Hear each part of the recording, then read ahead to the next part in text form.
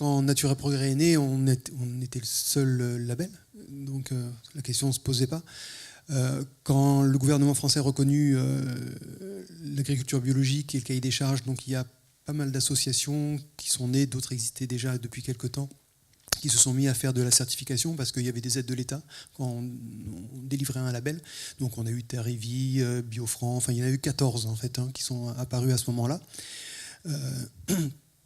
Juste pour faire une petite parenthèse, parce que je ne vous l'ai pas dit tout à l'heure, à ce moment-là, c'était assez intéressant, parce qu'on avait les fraudes, on avait la DDA, tout le monde siégeait dans les comacs pour la délivrance de la mention. Donc on était sur un phénomène vraiment très participatif.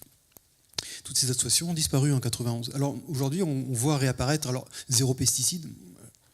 J'entendais ce matin, je me dis, mais c'était pas ça l'agriculture biologique? Pourquoi on fait un nouveau label pour dire zéro pesticide? Alors je croyais que les fondements de l'agriculture biologique, c'était les zéro pesticides. Enfin, voilà, donc du coup, effectivement, j'ai l'impression qu'on va risque de noyer les gens sur l'abondance de labels, et souvent des choses qui sont un peu redondantes. Alors on se demandait comment on fait pour le faire voir. On a tous un petit peu ces difficultés. Alors nous, on a qui n'avait pas toujours été là, mais ça fait plus de 50 ans qu'on est là.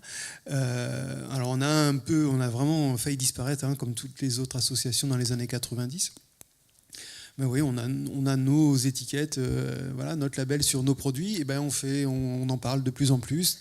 Alors aujourd'hui, c'est vrai que quand on fait un comparatif des labels de qualité agroécologique, Nature et Progrès sort toujours dans le haut du panier comme le label de référence, et ça on le voit de plus en plus. Et c'est vrai qu'il y a ne serait-ce que 5 ans, on n'en parlait pas. Donc je ne dirais pas qu'on a fait beaucoup d'efforts de communication, parce qu'on n'est pas très très bon sur la com. Par contre, on a un modèle qui intéresse.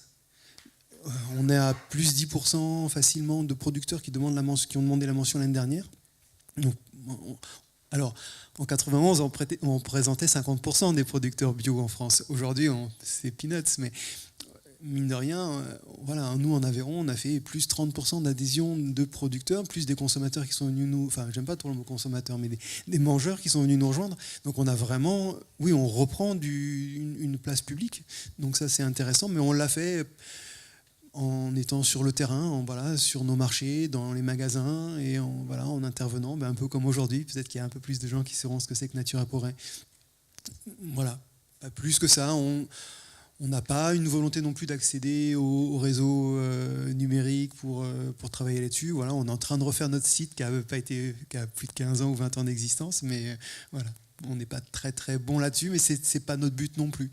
Voilà, ce qui est important, c'est qu'il y ait de la participation de la communauté, et c'est cette communauté qui va porter la marque, quoi. Avec des gens qui nous rejoignent dans les groupes. Pierre qui est là a mis plein pour le groupe Héros. Là, s'il y en a qui ont du temps à donner à Nature et Progrès Héros, c'est avec plaisir. Si vous voulez vraiment rentrer sur le terrain, voir ce que c'est que faire une enquête, visiter un producteur, en rendre compte ce qui se passe, donc tout ce dont je vous parlais tout à l'heure, la dynamique de construction d'une énergie ensemble sur la transition agroécologique, comment améliorer nos pratiques. Oui, allez-y, faites-le.